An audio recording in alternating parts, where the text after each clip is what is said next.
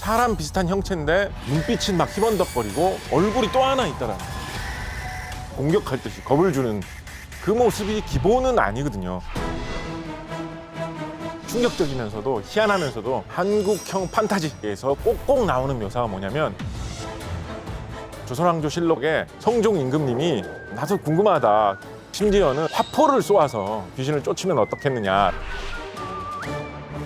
인어라고 해서 어떤 신비로운 인어 공주 이런 식으로 생각을 한 게 아니라 그냥 약간 해산물처럼 생각을 한 거예요. 조선시대 사람들 사고방식이 지금 생각해보면 좀 비범하죠.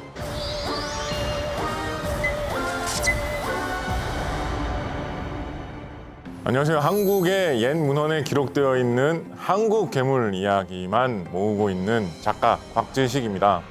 여러분, 괴물이라고 하면 뭐부터 떠오르십니까? 보통 미국이나 유럽 이런 데서 유행한 여러 가지 다양한 괴물들 이런 거부터 먼저 떠오르실 거예요. 근데 생각해보면 우리나라도 역사가 깊고 옛날부터 사람들이 많이 살았다고 하는데 우리나라에도 괴물 이야기가 없었을 리가 없잖아요. 그러면 우리나라에도 도깨비도 있었던 것 같고 조금 떠오르시기도 할 거예요. 그래서 저는 한국에 있는 괴물 이야기는 어떤 것이 있었을까 그런 거를 모아서 제 나름대로 재밌는 이야기를 만들어 보려고 하기도 하고 책으로 엮기도 하고 그런 일들을 쭉 해오고 있습니다.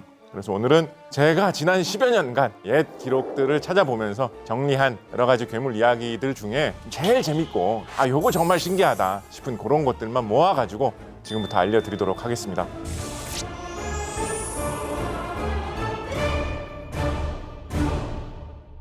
호기심이 많은 동물이잖아요. 사람이라는 동물 자체가. 그래서 이런 신기한 이야기, 이상한 이야기에는 계속해서 관심이 가게 되는 것 같아요. 그렇다 보니까 괴물 이야기가 언제 어디서나 좀 매력적으로 여러 사람들에게 관심을 끄는 것 같고요. 우리나라의 옛 기록 속에도 정말 다양하고 많은 괴물 이야기들이 있습니다. 그 중에서도 사람 모습과 좀 비슷하게 생긴 그런 괴물들만 뽑아서 말씀드릴게요.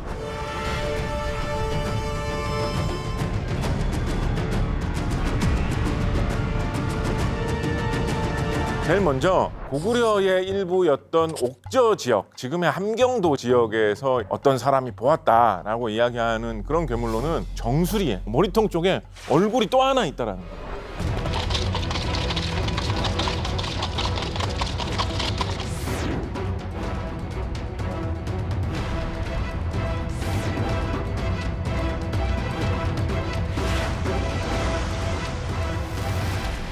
얼굴 두 개인 이상한 그런 종족이 사는 나라가 바다 건너편에 어디에 있는 것 같다. 이런 소문이 삼국시대에 돌아가지고 중국 사람들이 중국 책에 소개한 이야기 이런 게 돌고 있는 경우도 있고, 조선 후기로 넘어가 보면 명엽지혜라는 이야기 책에 신기원요라는 제목으로 실려 있는 글에 보면 어떤 내용이 있냐면 사람 비슷한 형체인데 몸통, 머리, 왼팔, 오른팔, 왼다리, 오른다리 6조각으로 나뉘어 가지고 기어다니고 걸어다니고 하면서 사람을 막 공격할 듯이 겁을 주는 괴물이 있었다라는 그런 이야기도 있고요. 학산한원이라는 조선시대 이야기 책에는 서울의 종로, 종묘 근처에서 어떤 게 있었다라는 목격담이 실려 있냐면 삿갓 같은 것을 쓰고 있고, 도롱이라고 하죠. 옛날 사람들이 비옷으로 입던 옷 같은 거를 쓰고 있는데 비도 안 오는데 그렇게 삿갓 쓰고 도롱이 입고 있는 모양부터 좀 이상할 것 같은데, 눈빛은 막 희번덕거리고 다리는 하나였대요. 그래서 콩콩 뛰어다니는 그런 형상이었는데, 그러면 그렇게 빠르지 못할 것 같잖아요. 근데 한번 뛰면 지붕 위로 올라갈 정도였고 그대로 하늘로 날아서 도망갔다 이런 식으로 나와 있거든요. 그런 이야기도 있었고, 송천필담 이런 책에는 백악산 야차라고 해가지고 얼굴은 크고 둥글넓적한데 여기까지 설명해보니까 왠지 저처럼 생각되는 느낌인데, 입이 아주 빨갛고 크고 찌그러진 삿갓을 쓰고 있는데 옷이 깃털을 엮어가지고 만든 것 같은 옷인데 비린내가 너무 심하고 이런 이상한 게 나타나는데 되게 나쁠 것 같잖아요. 이런 이상한 모습이면. 근데 나쁜 짓을 한 거는 아니고 이항복에게 와가지고 앞으로 임진왜란이 일어날 것이니까 조심해라라고 좋은 경고의 이야기를 해줬다라는 이런 이야기도 있거든요. 그래서 되게 다양한 이야기들이 많이 있어요. 근데 이런 이야기만 들으면 좀 너무 낯설고 뜬금없이 이게 무슨 엉뚱한 이야기야 라고 싶으실 수도 있잖아요. 그래서 좀 친숙하고 들어본 것 같다 싶은 이야기들 중에 이런 의외의 모습이 있습니다 하는 이야기부터 알려드리도록 하겠습니다. 공포 영화나 한국형 판타지 이런 거에서 제일 쉽게 생각해 볼 수 있는 귀신 이야기부터 한번 해볼게요.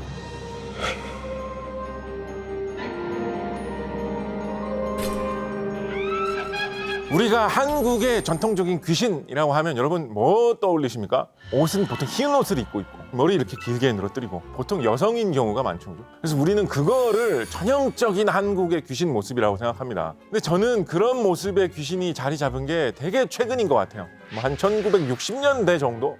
왜냐하면 조선 후기의 귀신 이야기들만 봐도 그 모습이 기본은 아니거든요. 천예록이라는 책을 보면 이 책은 이런 귀신 이야기, 신기한 이야기만 정리해 놓은 책이기 때문에 귀신 이야기가 유독 많이 실려 있는데 긴 머리 여성 귀신이 얼마나 있을까 싶어가지고 제가 한번 세봤어요. 세보니까 60% 이상이 남자 귀신이더라고요. 그래서 옛날 귀신 이야기의 모습을 보면 여러 가지 다양한 모습들이 훨씬 더 많이 나옵니다. 대표적으로 소개해드릴 괴물 같은 귀신 이야기는 조선 전기에 서울 시내에 파다하게 퍼져 있었던 귀신 이야기입니다. 지하지인이라는 이름으로 자신을 소개했다고 하는 귀신 이야기인데, 그러니까 임금님도 관심을 가질 정도로 실록에도 실려 있는 그런 귀신입니다.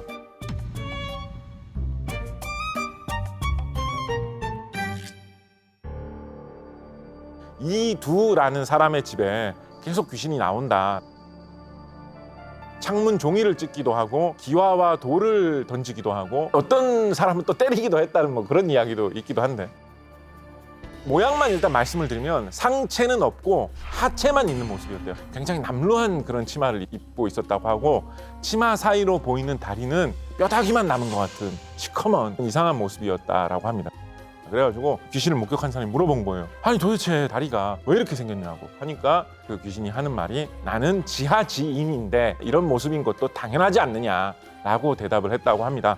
그래서 자기 자신을 소개한 말이 지하지인이기 때문에 괴물의 이름을 지하지인이라고 저는 부르고 있는데, 어찌나 서울 시내에서 파다하게 퍼져 있었던지 조선왕조실록 성종실록에 서기 1486년 음력 11월 25일자 기록에 성종 임금님이 나도 궁금하다. 그 귀신 이야기가 도는 그 집에 사는 사람한테 진짜로 그 집에 귀신 나오느냐 한번 물어봐라 라고 지시를 해가지고 그거에 답을 들은 이야기가 나와 있는 거예요. 그래서 심지어는 우리가 대책을 논의해야 된다라고 해가지고 화포를 쏘아서 귀신을 쫓으면 어떻겠느냐라는 그런 이야기가 실록에 실려 있기도 합니다.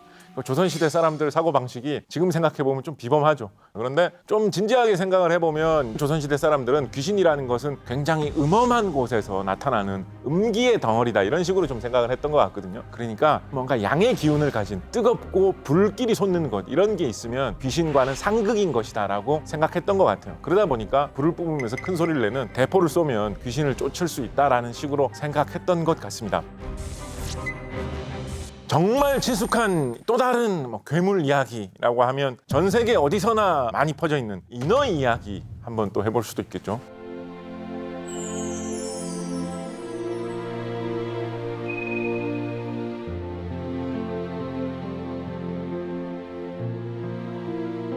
인어 이야기 여러분 제일 쉽게 떠오르는 거 생각해 보시면 보통 안데르센 동화에 나오는 그 인어 모습 제일 먼저 생각나실 거예요. 하체가 물고기이고 상체가 사람이죠. 그런데 동양에도 인어 이야기가 옛날부터 있었습니다. 그러니까 중국에는 교인이라고 하는 것의 이야기가 있습니다. 역시 여성의 모습으로 묘사되는 경우가 많고요.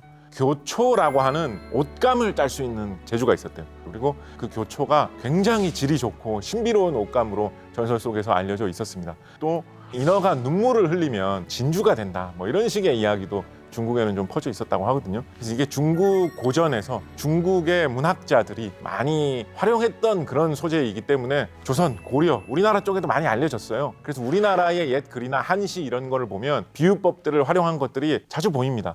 예를 들어서 굉장히 좋은 옷을 임금님께서 내려주셨다라고 하면 임금님께서 내려주신 이 옷은 마치 교인이 짠 교초로 되어 있는 것 같구나 뭐 이런 식의 칭송하는 글이 왕왕 보입니다. 그런데 정작 조선 사람들이 내가 실제로 인어를 본 것 같다. 목격담 속의 인어 모습은 교인 이야기하고는 굉장히 다릅니다. 제일 많이 알려진 이야기는 어우야담이라는 조선의 대표적인 이야기책에 실려있는 김담령이라는 사람이 본 목격담 속에 나오는 인어 이야기인데요. 요게 소재로 돼서 그 전지현 배우님 나오는 연속극도 만들어진 적이 있었죠. 김담령이 본 인어의 모습이 전지현 같았다 이런 건 전혀 아니에요. 이 어우야담 속의 인어 모습은 어떤 식으로 돼 있냐면 입 주위에는 누런 수염이 나 있었다. 검은 머리털이 이마까지 내려오고 몸이 옅은 적색이나 흰색이었대요. 이거부터가 일단 우리가 흔히 생각하는 인어 모습하고는 완전히 다르죠. 그죠? 그리고 손바닥 발바닥에 주름살이 있었다라고 돼 있어요. 발바닥이 나오잖아요. 그러니까 하체가 물고기인 모습 이런 게 아닌 거예요. 팔다리가 다 있는 모습이에요. 그리고 얼굴이 굉장히 아름답고 귀엽게 생겼다. 이런 식의 묘사가 많고 충격적이면서도 희한하면서도 조선의 인어 이야기에서 꼭꼭 나오는 묘사가 뭐냐면 인어를 잡아다가 기름을 짜면 그 기름의 질이 고래 기름보다도 더 좋아가지고 최상급의 기름으로 친다라는 이야기가 꼭꼭 나옵니다.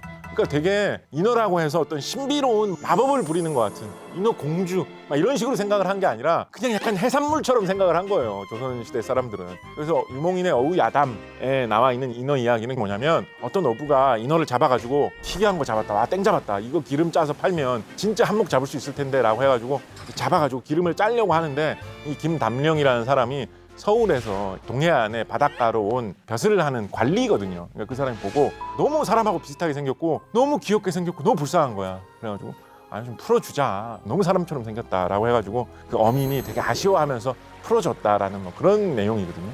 이 이야기는 이 어우야담이라는 이 책 하나에만 나오는 게 아니고요, 비슷한 형식의 인어 이야기가 여러 곳에서 많이 나옵니다. 위백규라는 학자, 이분이 쓰신 경물설이라는 책에 보면 이 책은 무슨 이야기책 이런 게 아니고요, 되게 심도 있게 철학을 논하는 그런 책인데 그 책의 중간에 잠깐 예시로 인어 이야기가 살짝 나오는 거예요. 거기서 보면 무슨 이야기 나오냐면 그 인어조차도 잡아가지고 꺼내놓으니까 뭔가 수치심이 있어서 그러는지 몸을 이렇게 가리더라. 사람이 그런 수치심을 갖고 있고 좀 부끄러운 부분은 가리려고 하는 거는 사람이 아닌 인어에게도 적용이 되는 가장 기초적인 본능이다 라는 이야기를 하면서 이 이야기를 끌어다 대고 있는 거예요. 그러니까 사람과 가장 비슷한 동물의 예시로 인어를 제시하고 있는 거죠. 이런 이야기가 좀 극단적으로 나간 이야기로는 이옥이라는 분이 쓰신 이야기책인 백운필이라는 책에 실려있는 이야기가 있는데, 어떤 사람이 황해도 지역, 서해안 지역이었던 것 같아요. 그 지역을 여행을 하다가 어떤 빈집에 이상한 우리 같은 게 있는데 그 우리에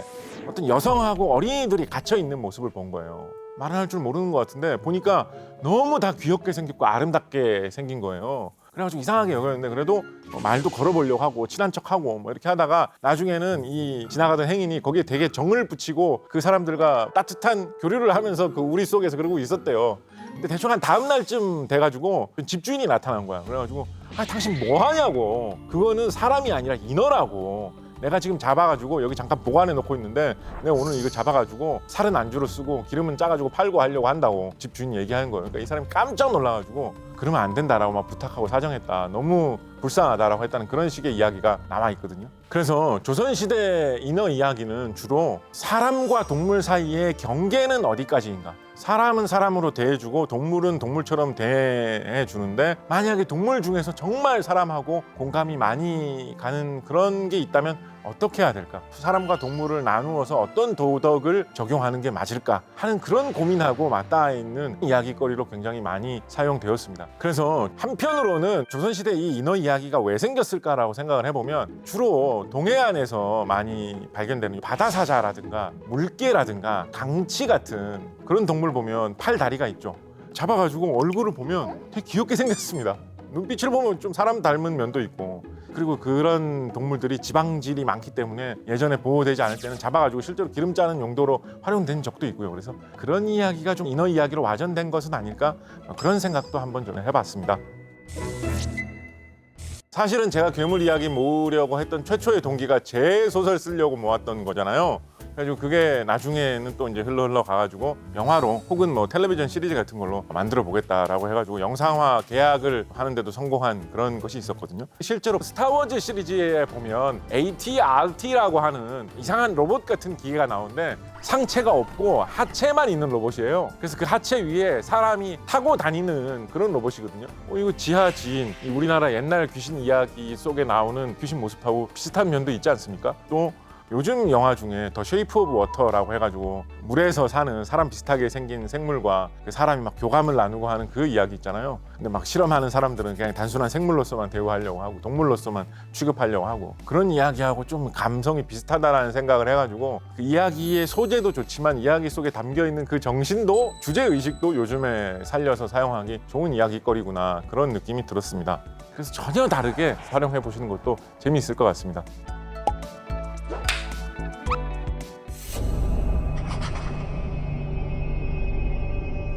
캄캄한 까만 기운, 그런 게 서려 있는데 그 그게 움직일 때마다 수레가 움직이는 듯한 큰 소리가 났다.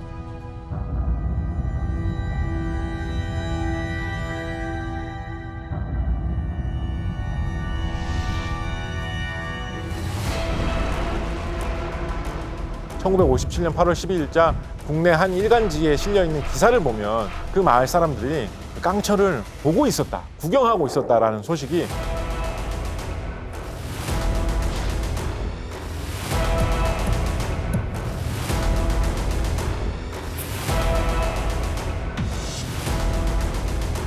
조선시대의 백성들과 임금님들을 둘 다 떨게 만들었던 이야기 두 가지를 소개해드리도록 하겠습니다.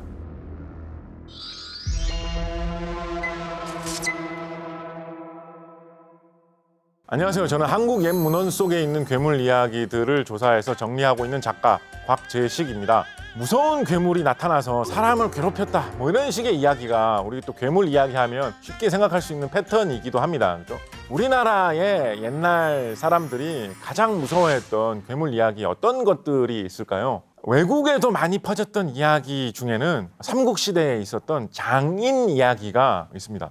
크다는 장자를 써가지고 큰 사람, 거인족이라는 뜻으로 쓴 말인 장인인데, 신라의 변경, 신라의 동쪽 끝에 가면 장인들이 사는 나라가 있다는 거예요. 사람보다 한 몇 배, 몇십 배나 큰 덩치를 갖고 있는데 이빨이 뾰족뾰족하게 막 톱니처럼 나 있고 막 무섭게 막 사람을 잡아가지고 먹고 손 발톱도 길고 막 그래가지고 굉장히 무서운 괴물 같은 그런 종족들이 사는 장인국이라는 나라가 있는데, 신라 사람들이는 그 장인들이 자기 나라에 쳐들어오지 못하도록 막고 있다. 신라 시대를 배경으로 한 이야기인데요. 애초에 중국 사람들 사이에서 돌았던 소문인데 그게 역수입돼가지고 우리나라에도 많이 퍼져나갔던 이야기입니다. 그래서 이번에는 이런 이야기가 조선시대에 사람들에게 피해를 끼친, 재난을 일으킨 괴물의 대표라고 할 수 있는 이야기지 라고 할 수 있을 만한 이야기를 뽑아가지고 조선시대의 백성들과 임금님들을 둘 다 떨게 만들었던 이야기 두 가지를 소개해드리도록 하겠습니다.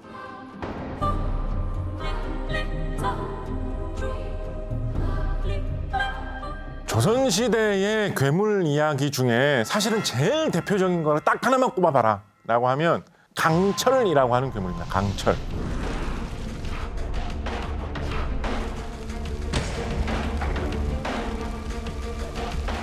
여러분 아마 들어보신 분도 가끔은 계실 거예요. 왜냐면 조선시대에 워낙 유명했던 괴물이기 때문에 요즘 들어와서도 가끔씩 만화라든가 동화책이라든가 이런 거에 소재로 활용되는 경우가 지금도 없지는 않거든요. 그래서 들어보신 분들도 계시긴 할 겁니다. 얼마나 유명한 괴물이었냐면, 강철이 간 곳에는 가을도 봄과 같다라는 속담이 있었을 정도라고 해요. 가을이 되면 원래 추수가 끝나서 곡식을 많이 쌓아놓기 때문에 굉장히 풍족해야 되는데, 강철이 한번 나타나면 가을이 되어도 곡식을 하나도 추수해 놓지 못한 봄과 같은 상태가 된다. 이 속담이 먼저 유행을 하고 그 다음에 강철 이야기가 퍼졌다는 느낌이 들 정도로 한때는 조선에서 굉장히 사람들이 많이 사용하던 속담인데, 이 속담의 의미를 궁금해하는 사람들이 조선시대 후기에 이미 있었던 거예요. 예를 들어서 이수광 이런 분이 쓴 지복유설 같은 책에는 그런 속담을 많이 들었는데 도대체 이 속담이 등장하는 강철이라는 게 무슨 뜻인지 정확하게 모르겠다. 그게 도대체 무슨 뜻일까 싶어가지고 자기가 조사하고 연구했던 내용을 책에 써놨고요. 같은 방식으로 이익이라는 분이 쓰신 성호사설이라든가 이덕무라는 분이 쓰신 양엽기 같은 책에도 그 속담 속에 강철이라는 것이 도대체 무엇인가라는 식으로 설명을 하고 있습니다. 그런 게 조선 후기에 대유행을 했던 것 같아요. 그런 이야기가. 얼마나 유행을 했었냐면, 열하일기로 유명한 연암 박지원 선생이 중국 사람들하고 만나서 이야기를 하다가 어떤 중국 사람이 어느 지방에 가뭄이 굉장히 심하게 들었는데, 화룡, 불을 뿜는 용이라는 뜻이겠죠. 그런 게 나타나가지고 그것 때문에 가뭄이 심하게 들어서 농사를 망쳤다라는 그런 소문이 돌더라라고 어떤 중국 사람이 이야기를 한 거예요. 그러니까 연암 박지원이 뭐라고 이야기를 하냐면, 그 비슷한 게 조선에도 있는데 조선에서는 그것을 강철이라고 한다. 그러니까 연암 박지원이 조선을 대표하는 괴물 이야기로 중국 사람들한테 소개한 괴물이 강철인 거예요. 그런 내용도 있어요. 외국 사람 만나가지고 요즘에 이야기하는 그런 느낌하고 굉장히 비슷하게 강철 한번 발음해 보세요. 이렇게 하면 외국인들이 강철 정확하게 발음이 안 돼갖고 강처 막 이렇게 하면 강철 강처 막 이렇게 하는 그런 이야기가 묘사돼 있어가지고 되게 생생한 느낌이 들기도 하는데, 전체적인 느낌은 용이나 이무기 같은 거하고 비슷합니다. 그런데 또 용하고 이무기하고 똑같진 않아요. 많이 다르거든요. 묘사는 기록마다 일치하지는 않습니다. 지봉유설이나 성호사설 같은 책에는 왠지 소를 닮은 모습이다라는 식으로 좀 묘사가 돼 있는 게 많고요. 한편으로는 양엽기 같은 책에는 뭔가 말을 닮은 모습이다라는 식으로 묘사되어 있는 경우도 있어요. 학고집이라는 책을 보면 용같이 생겼는데 비늘 대신에 털이 이렇게 무성하게 달려있는 그런 형체의 괴물이 강철이다라는 식으로 이야기를 하고 있어요. 이 강철의 습성에 대해서도 좀 엇갈려요. 어떤 책에는 이 강철이 나타나면 엄청난 비바람이 몰아친다, 폭풍우가 몰아치고 홍수가 난다, 뭐 이런 식으로 막 묘사가 많이 돼 있는 것이 있는가 하면 가뭄이 일어난다, 주변을 막 다 말리고 태운다, 뭐 그런 식의 이야기가 있어가지고 그 능력에 대해서도 이야기마다 좀 엇갈립니다. 그러니까 아마도 조선시대 사람들은 제일 중요시하는 산업이 농업이었잖아요. 농사가 잘 안 되면 굉장히 치명적이고 전 국민들이 자연재난이 안 일어나서 농사가 잘 돼야 될 텐데라는 걸 간절히 소망하던 게 조선시대의 풍습이었는데, 그렇다 보니까 각 지역마다 강철이라는 재난의 상징이 비바람이 무서운 자연재난인 지역에서는 비바람을 불러온다라고 생각을 하고, 가뭄이 문제였던 지방에서는 가뭄을 들게 한다, 열기를 일으킨다라는 식으로 상상을 하면서 이야기들이 자생적으로 여러 지방에서 서로 다른 모습으로 자라났던 것 아닌가 싶습니다. 지금은 좀 잊혀졌는데 정말 한 몇십 년 전까지만 해도 꽝철이 쫓기 이런 이름으로 강철이 우리 마을에 오지 않도록 몰아내기 위해서 행사를 해야 된다, 잔치 같은 거를 벌여야 된다, 이런 거를 하는 동네들이 있었어요.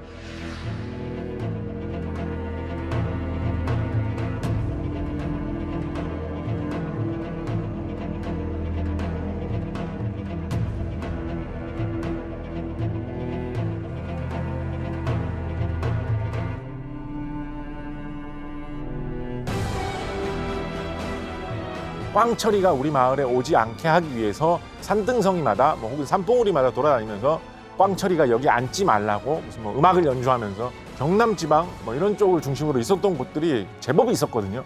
1957년 8월 12일자 국내 한 일간지에 실려 있는 기사를 보면 그때 당시에 경상남도 양산에 굉장히 큰 홍수가 나가지고 사람들이 많은 피해를 입었는데, 그 중에서도 금산부락이라고 하는 마을에 가니까 그 마을 사람들이 깡철이 나타나가지고 이렇게 큰 홍수가 났다.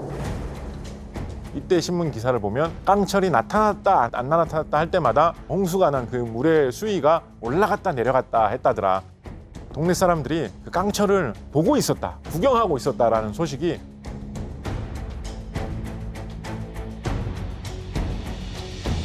혹시나 어린 시절에 양산의 금산부락에 사시다가 이때 실제로 목격하신 분 계시다고 하신다면 도대체 뭘 보고 깡철이라고 생각하셨는지 저에게 제보를 해주신다면 감사히 듣도록 하겠습니다. 조선왕조 실록에 어떤 이상한 괴물 같은 것이 나타나서 사람들이 굉장히 놀랐다, 큰 피해를 입었다라는 식의 이야기로 나와 있는 대표적인 이야기로는 저는 1545년 음력 7월 조선왕조 실록에 실려있는 물괴야행이라는 이름으로 나와 있는 이야기를 꼽고 싶습니다.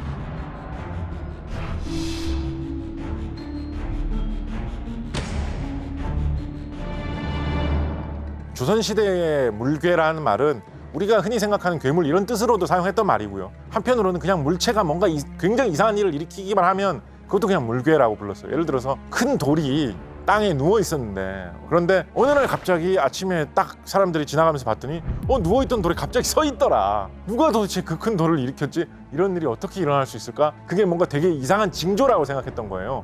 이런 이상한 일이 생각나는 걸 보면 분명히 나라에 무슨 큰일이 있을 것 같다, 그런 식으로 사람들이 생각을 했던 거예요. 그래서 그런 모든 일을 물괴라고 많이들 불렀는데, 물괴야행이라는 말은 물괴가 밤에 야자를 써서 밤에 싸돌아다닌다라는 뜻이죠.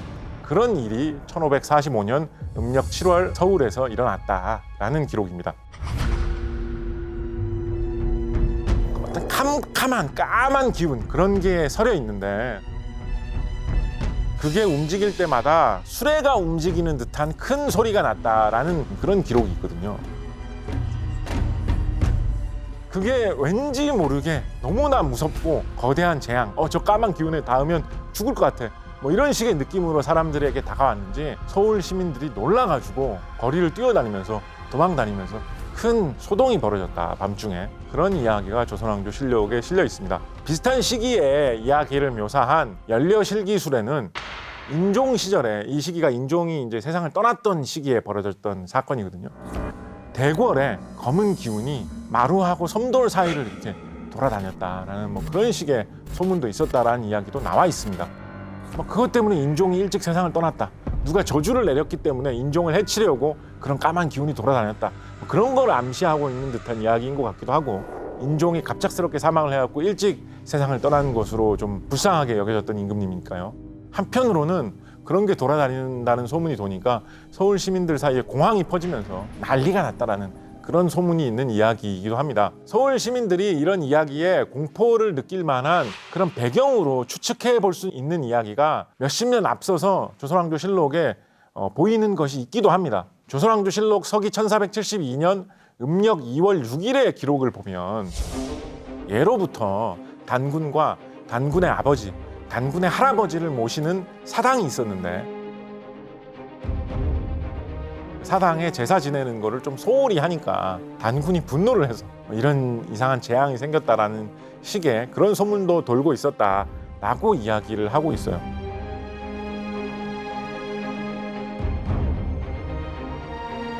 검은색의 이상한 몰려다니는 형체가 소리를 내면서 다니는 것이 사람을 겁주고 전염병을 퍼뜨리고 하는 그런 이야기로 묘사되어 있는 거죠. 이야기만 놓고 보면 요즘 공포영화나 뭐 이런 데서도 나올 법한 느낌인 것 같아요. 비바람을 일으키기도 하고 열기를 내뿜기도 하고 특징이 다양하니 재밌는 것들이 많잖아요. 그래서 영화 중에 보면 큰 괴물이 나타나가지고 도시를 파괴하면서 뭐 휩쓸고 지구를 종말로 몰아가고 뭐 이런 형태의 영화들이 요즘 여러 가지 형태로 자주 나오는데, 그런 이야기의 소재로 활용해도 좋을 법한 이야기인 것 같다라는 생각도 해봅니다. 그런 으스스한 분위기가 있는 이야기인데, 가만히 보면 이야기의 형태 자체는 되게 사회가 혼란스러울 때 퍼질 수 있는 전형적인 그런 괴담 형태의 이야기입니다. 뭔가 말 같기도 하고 소 같기도 하면서 용 같기도 하면서 털이 달려있는데 날아다니기도 하고, 옛날부터 이런 자연재해의 상징이었던 괴물이기도 하고, 인종 임금이 갑자기 세상을 떠나가지고 정치계가 혼란스러워지니까 전염병이 돌아가지고 갑자기 많은 사람들이 목숨을 잃고 큰 피해가 생기니까 까만 이상한 게 돌아다니는 괴물이 나타났다더라. 민심이 흉흉하고 사회가 혼란스러울 때 생기는 그런 전형적인 괴담 같은 것이 옛날에도 있었고, 특히 조선시대에는 사람들의 상상 속에서 괴물의 형태로 나타나기도 했다라는 것을 엿볼 수 있는 이야기 아닌가 싶습니다. 어느새 별로 사람들이 많이 다루지 않고 현대에 들어와서 뭐 영화나 만화, 소설, 텔레비전, 드라마 이런 걸 소재로 활용을 별로 안 하던 사이에 쓱 그냥 잊혀져 버리고 요즘은 아는 사람들이 별로 없게 됐죠.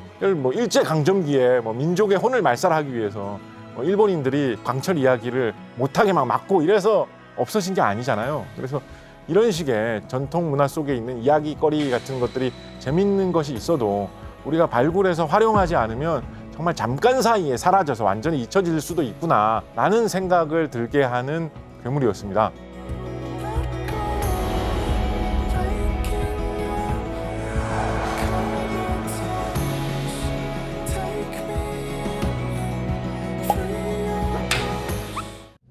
한국 괴물의 어떤 대표 주자죠. 도깨비, 용이야기. 흔히 아는 그 괴물들의 모습은 친근하고 우스운 느낌이 좀 있고, 그렇지만 한편으로는 이런 느낌만 있는 것은 전혀 아닙니다. 머리하고 입에서는 불이 막 나오고 눈에서는 피 같은 그런 빛이 막 나온다. 되게 막 무시무시하고 임금의 아들을 저주하는데,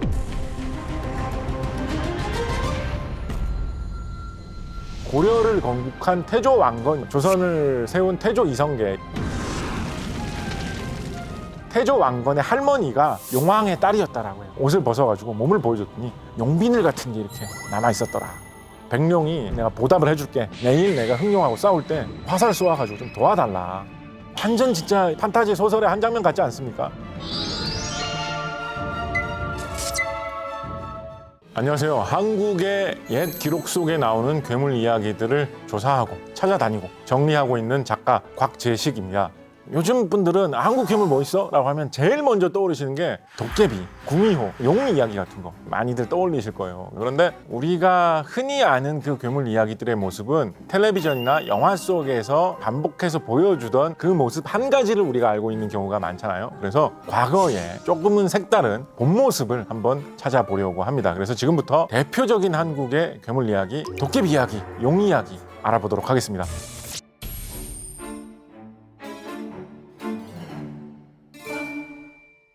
도깨비, 한국 괴물의 어떤 대표 주자죠, 그죠?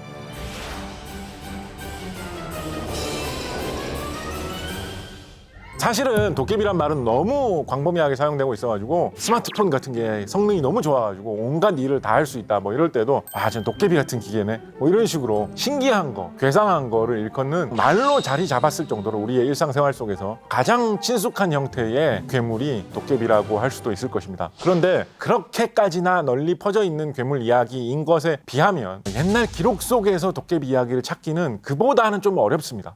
가장 큰 이유는 뭐냐면 도깨비라는 말이 순우리말이잖아요. 옛날 사람들은 한자를 써서 한문으로 기록을 많이 남겼으니까 어디가 도깨비 이야기인지를 알아보기가 쉽지 않은 거예요. 그래서 조사하는데 약간 어려움이 있습니다. 그렇지만 그렇다고 해도 여기저기서 도깨비에 관한 기록을 수집하는 것이 불가능하지는 않은데, 대표적으로 조선 후기의 학자 성호 이익 선생이 쓰신 성호사설이라는 책에 보면 중국 사람들 사이에 널리 알려져 있었던 기선이라고 하는 것에 대해서 해설을 하는 글이 있습니다. 말 뜻 그대로 표시를 하면 기선의 기는 키라는 뜻이죠. 곡식 같은 거 이렇게 치는 키. 밤에 자다가 이불에 실수하면 키를 쓰고 다니면서 뭐 소금을 얻어오라고 한다. 그걸로 많이들 기억을 하실지 모르겠는데, 쓰레받기라든가 키라든가 빗자루 같은 그렇게 나무로 만든 오래된 물건에 신비로운 게 깃들어가지고 그게 신선처럼 행동을 한다라는 그런 희한한 이야기가 중국에 있는데, 중국에 기선이 있다면 우리나라에는 도깨비가 있다라고 하면서 한자로 뭐라고 표시를 했냐면 독각이라고 표시를 했어요. 홀로 독자에 다리라는 각자. 다리가 하나 있는 모습이 친숙해서 하필이면 독각이라는 한자로 표시를 한 건지, 그냥 발음이 도깨비, 독각 비슷하니까 순수하게 발음에만 집중해서 이 단어를 썼는지는 잘 모르겠습니다. 다리가 하나만 있다라는 묘사는 없어요. 그러니까 조선시대에는 도깨비의 모습을 어떤 하나의 정확한 모습으로 정해놓지 않은 것 같아요. 요즘 우리가 흔히 도깨비 하면 떠올리는 그런 모습, 방망이도 들고 있고 호랑이 가죽으로 된 팬티 같은 거 입고 있고 머리에 뿔도 좀 이렇게 나 있고, 사실 이 모습은 일본에서 오니라는 것을 그리던 전형적인 모습입니다. 그러니까 현대에 들어와가지고 뭔가 그리기는 그려야 될 것 같은데 뭐 뚜렷한 모습이 잘 없다 보니까 일제강점기를 통해서 한국에 많이 전래돼서 있었던 일본의 오니 모습을 많이 참조를 해가지고 그림을 그린 거죠. 그래서 어떤 분들은 이거는 일본에서 건너온 모습이니까 우리가 타파해야 된다, 하면 큰일 난다라는 식으로 말씀하시기도 하는데, 어느 정도 맞는 이야기인 것 같지만, 그렇다고 해서 조선의 도깨비는 절대로 그렇게 안 생겼을 것이다 라고는 또 조금 과하다는 생각도 듭니다. 왜냐하면 옛날 기록 속에는 도깨비의 모습이라는 것 자체가 별로 안 나와 있으니까요. 그래서 어떻게 생각한다면 자유롭게 도깨비의 모습에 대해서 여러 가지로 상상해 볼 수도 있을 것 같고요. 좀 특이한 이야기로는 우리나라의 그 독각은 항상 자기가 성이 김씨라고 한다더라, 뭐 그런 이상한 이야기가 덧붙여져 있어요. 그리고 조선 사람들은 그 도깨비가 뭔가 돈을 벌어다 줄 수 있는 능력이 있다, 그런 식의 소문이 많이 퍼져 있었다라고 기록하고 있다라는 것입니다. 괴물이나 귀신하고 비슷하지만 약간 뭔가 친근하고 우스운 느낌이 좀 있고 좀 좋게 생각하는 그런 느낌이 있으니까. 그렇지만 한편으로는 도깨비가 이런 느낌만 있는 것은 전혀 아닙니다.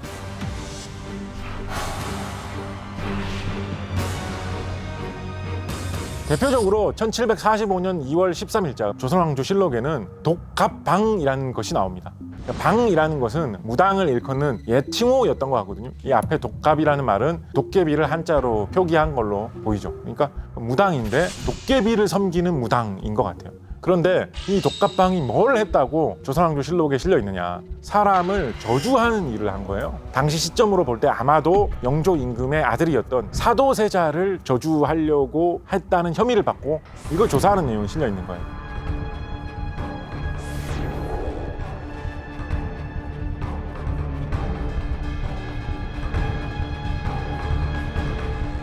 이 시대만 해도 도깨비라는 것은 뭔가 사람하고 친숙하고 재밌게 놀고 이런 게 아니라 무당이 기원을 하는 그런 주술의 대상인 것과 동시에 딴 사람을 저주하는, 임금의 아들을 저주하는 데 활용할 수도 있는 무섭고 음침한 그런 숭배의 대상으로 나타나고 있기도 한 거죠. 한편으로는 조선 시대에 이런 도깨비가 나오는 기록 중에서 제일 오래된 하나를 뽑아보라고 하면 세종 임금이 주도가 돼가지고 쓴 월인 천강지곡이라는 노래에도 도깨비라는 말이 나오는데, 여기는 아마 돛갑이라는 한글 표기로 표기가 돼 있을 텐데, 거기에 보면 불교의 야차가 나타나는 장면을 노래하는 부분이 있는데, 그 야차라는 말을 도깨비라고 번역을 한 거예요. 그 이야기 속에서 도깨비의 묘사는 머리하고 입에서는 불이 막 나오고, 손하고 발톱하고 이빨이 아주 길고, 그리고 눈에서는 피 같은 그런 빛이 막 나온다라는, 되게 막 무시무시하고 겁나는 그런 모습으로 나타나 있습니다. 그러니까 도깨비의 전통적인 묘사라기보다는 이 이야기 속에 나오는 야차의 모습을 가져온 거죠. 그래서 사실은 괴물이나 무서운 게 되게 사람하고 친근하고 사람하고 장난치는 걸 좋아한다라는 그런 괴물 이야기도 막 어느 나라에나 있는 건 아니거든요. 한국에 있는 좀 독특한 이야기 중에 하나거든요. 그런 식의 도깨비 이야기도 재미있고 소중한 것이지만, 도깨비 이야기의 범위는 좀 더 넓다, 그리고 재미있게 활용하는 방법도 있을 것 같다라는 생각도 들었습니다. 도깨비 이야기하고 거의 앞서거니 뒤서거니 할 만큼 친숙한 이야기인데, 기록상으로 남아있는 것은 훨씬 찾기 쉬운 이야기가 용 이야기입니다. 그래서 웬만한 계곡에 가면 이 계곡에는 옛날에 용이 있다가 용이 올라간 계곡이라더라, 이런 거 한국의 산마다 어지간한 데는 다 있고, 서울 시내에도 용산 이런 지명도 있잖아요.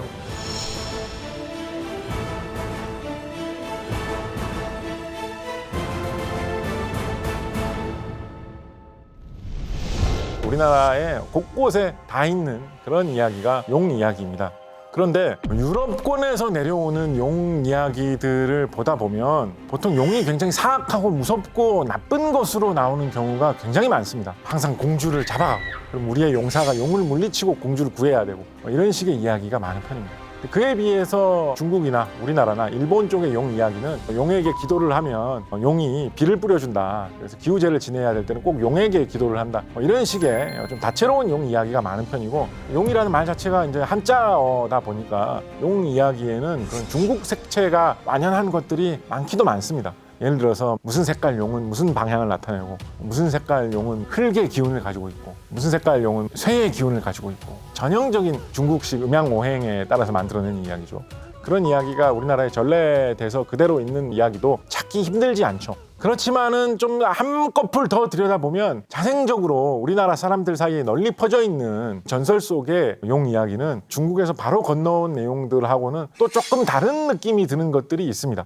대표적으로 여러분 좌청룡 우백호 이런 말씀은 한 번쯤 들어보셨을 거예요. 중국의 도교 사상에서 나오는 이야기가 있는데, 그렇지만 의외로 한국에서 지역마다 스며들어 있는 이야기 중에서는 청룡 이야기가 별로 없어요. 오히려 청룡 이야기보다 노랑색 용, 황룡 이야기가 오히려 더 좀 찾아보기 쉽지 않을까 싶은 생각이 들 정도로, 대표적으로 경주에는 황룡이 나온 곳에 절을 지었다라고 해가지고 황룡사라는 절이 있었다라고 하죠.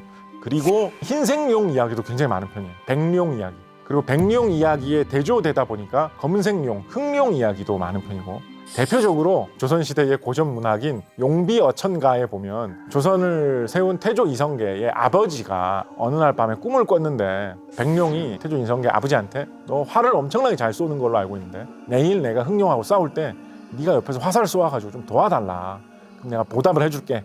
그렇게 해가지고 이성계 아버지가 다음날 물가에 가봤더니 진짜로 백룡하고 흑룡이 서로 싸우고 있어가지고 화살을 흑룡한테 쏘아서 백룡이 이기게 해줬더니 그 대가로 아들을 임금님이 되게 이렇게 운명을 만들어줬다라는 그런 이야기가 있는데, 완전 진짜 어린이들이나 청소년들이 보는 그런 판타지 소설의 한 장면 같지 않습니까? 조선시대 사람들은 이런 이야기가 진짜 멋있어서 이런 이야기를 하면 그 임금님의 멋있음과 정통성을 살려줄 수 있는 이야기라고 생각을 해가지고 용비어천가에 집어넣었던 거예요. 그런 거 보면 진짜 옛날 사람들의 사고방식이 지금하고는 좀 다르죠. 그죠? 왜 이런 백룡 이야기 혹은 황룡 이야기가 더 인기 있을까 생각을 해보면, 비교적 근거가 있는 생각으로는 바닷가에서 생기는 회오리 바람은 우리나라에서는 용오름 이런 식으로 부릅니다.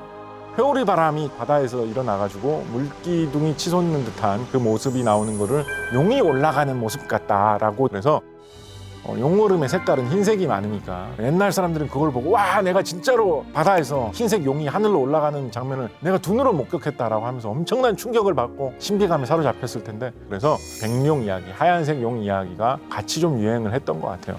또 용 이야기가 왜 유행을 했을까 생각을 해보면 우리나라에서 의외로 공룡 화석이 좀 발견되는 편이거든요. 특히 발자국 흔적 같은 거는 세계적으로 좀 많이 나오는 편이라고 하죠. 대표적으로 1999년 경상남도에서 발견된 공룡 뼈는 부경고사우루스라고 하는데 부산의 부경대학교 연구팀이 이제 발견해가지고 이런 이름을 붙였는데, 발견된 뼈들을 모아가지고 분석을 해보니까 크기가 한 15m 정도는 될 법한 목이 길고 꼬리가 긴 그런 공룡으로 추정되는 뼈라고 하거든요.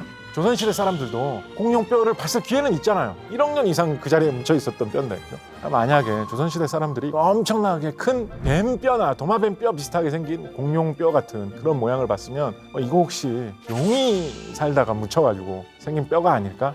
그런 상상을 할 수 있었겠죠.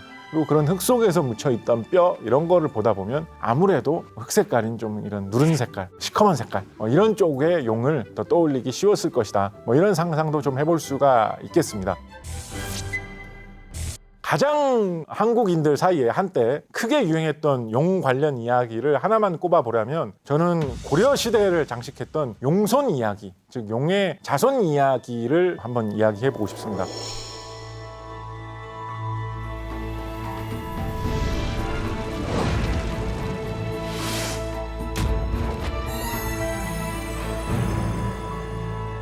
이 이야기가 이렇게 우리나라에서 인기 있었던 이유는 다름 아닌 고려를 건국한 태조 왕건이 용의 자손이라는 설이 파다하게 퍼져 있어서 큰 인기를 끌었었기 때문입니다. 구체적으로 태조 왕건의 할머니가 용왕의 딸이었다라고 해요. 그리고 노란색 용으로 변신할 수 있었다 그래요. 조선시대에 펴낸 고려시대 역사책인 고려사를 보면 이 이야기가 좀 자세하게 나와 있는데, 태조 왕건의 할아버지가 작재건이라는 사람이었는데 바다를 돌아다니면서 뭔가 이렇게 사업을 하는 그런 집안의 자식이었던 것 같은데, 서해 바다를 건너가고 있다가 지금의 백령도로 추정되는 곳 정도를 지나다가 갑자기 배가 움직이지 않게 되는 그런 상황에 발생을 합니다. 그래가지고 막 이렇게 점을 쳐보고 주술적인 방법을 알아봤더니 이 배에 타고 있는 사람 중에 이상한 운명을 가진 사람이 있어가지고 배가 안 움직인다. 그 사람을 없애야지 배가 갈 수 있다. 누가 그런 운명을 가진 사람이냐 뽑아봤더니 작재건 이 사람이 걸린 거예요. 그래서 암초 같은데 그런데 떨궈 주고 그냥 배가 떠나가 버립니다. 그런데 그런 상황에서 그래도 살아야겠다 싶어가지고 그 무인도 같은 데를 이렇게 가다 보니까 이상한 집 같은 게 한 채가 있는 거예요. 거기서 저민의라고 하는 여성을 만나는데 사실은 용왕의 딸이다라는 이런 식으로 이야기해요. 그렇게 해가지고 뭐라고 이야기를 하냐면 화살을 굉장히 잘 쏘았다고 해요. 태조 왕건의 할아버지도. 그래서 늙은 여우가 한 마리가 있어가지고 우리 용왕 집안을 너무 괴롭히고 있다. 화살을 굉장히 잘 쏘니까 우리가 싸울 때 좀 도와달라. 도와준다고 합니다. 그리고 늙은 여우가 딱 나타나는데 그 모습이 치성광열애라고 하는 불교 문헌에 나와 있는 신령 같은 걸로 변신을 해가지고 막 빛을 뿜고 막 노래를 연주하는 소리가 들리게 하면서 굉장히 멋있게 나타나는 거예요. 그래가지고 태조 왕건의 할아버지 작재건이 화살을 못 쏩니다. 주저주저합니다. 옆에 있던 저민이가 아이 정신 차리라고, 저 사실은 늙은 여우가 변신한 모습일 뿐이라고 해가지고 화살을 쏘았더니 그 화살을 맞고 떨어졌는데, 떨어지니까 이제 늙은 여우의 모습으로 떨어지고 다 이제 이겨가지고 용왕을 만나러 가죠. 용왕이 용궁에 있는 것 중에서 네가 달라는 대로 다 줄 테니까 하나 골라가라 라고 하니까 무슨 보물을 가져갈까라고 막 고민을 하는데 옆에 있던 어떤 할머니가 딴 거 고르지 말고 저 딸하고 결혼을 시켜달라고 해라 라고 팁을 살짝 줘가지고 따님을 주십시오 라고 해가지고 용왕의 딸하고 결혼하는데 성공했고, 그 후손이 태조 왕건이다라는 그런 식의 이야기입니다. 이야기 자체가 좀 모험담 같고 묘사 같은 것도 좀 재밌는 부분이 있고 그래서 뭐 재밌게 퍼졌던 것 같은데, 심지어 조선시대에도 어우야담 이런 책에도 그런 이야기 있어요. 고려의 말년 시대의 임금님 중에 우왕이라는 임금님이 있었는데 이 사람이 진짜로 태조 왕건의 자손이 아니다. 너는 사실은 신돈이라는 사람의 자손인데 가짜로 태조 왕건의 자손인 척하면서 임금님 척하고 있는 거다. 이런 혐의를 받아가지고 처형당하기 전에 나는 신돈의 자식이 아니라 태조 왕건의 자손이 맞다라는 거를 증명하기 위해서 옷을 벗어가지고 몸을 보여줬더니 용비늘 같은 게 이렇게 남아있었더라. 이런 이야기를, 억울하게 나는 희생되고 있다는 걸 증명했다는 그런 이야기가 조선시대까지 남아있었다는 걸 보면 태조 왕건 할머니가 용왕의 딸이었다는 이야기가 굉장히 유행했던 것 같아요. 무심코 우리나라 옛 문화 하면 고리타분한 것, 좀 재미없는 것 뭐 이런 식으로 생각하는 경우도 과거에 좀 있었던 것도 사실이죠. 그거를 넘어서 잘 파헤쳐 보면 오히려 그런 이유 때문에 소재의 보물창고가 우리나라의 옛 기록이라는 생각이 듭니다. 그래서 색다른 이야기를 찾고 싶을 때 우리나라의 옛 이야기를 되돌아보는 것도 좋은 기회가 될 것이다 라는 말씀 하나 드리고 싶고요. 신선한 이야기가 뭐 우리나라에만 있나, 딴 나라에도 색다른 이야기들 많이 있을 텐데 맞는 이야기인데 한국의 예전에 있었던 이야기라고 하면 더 생동감 있게 다가오는 그런 측면이 있거든요. 예를 들어서 백령도에 실제로 구경하러 가셨다가 옛날 백령도에서는 그래 태조왕건 할아버지가 용왕의 딸을 만나가지고 늙은 여우를 물리쳤다라는 그런 희한한 이야기가 있었지. 그때 저쯤에서 내려가지고 저쯤 가가지고 용왕의 딸을 만났을까? 그런 거를 생각하면서 백령도에서 내가 직접 가가지고 그걸 본다면 훨씬 더 생동감 있고 더 와닿는 이야기, 더 생생한 이야기로 받아들일 수가 있죠. 그때 느끼는 그 생동감이나 생생함, 그리고 더 자유롭게 뻗어나갈 수 있는 상상력은 우리가 한국인으로서 한국 옛날 이야기를 찾아볼 때만 느낄 수 있는 재미라고 생각합니다. 그런 이유 때문에라도 한국의 옛날 이야기, 한국의 거물 이야기를 다시 찾아보는 재미가 각별하다라는 말씀 드립니다.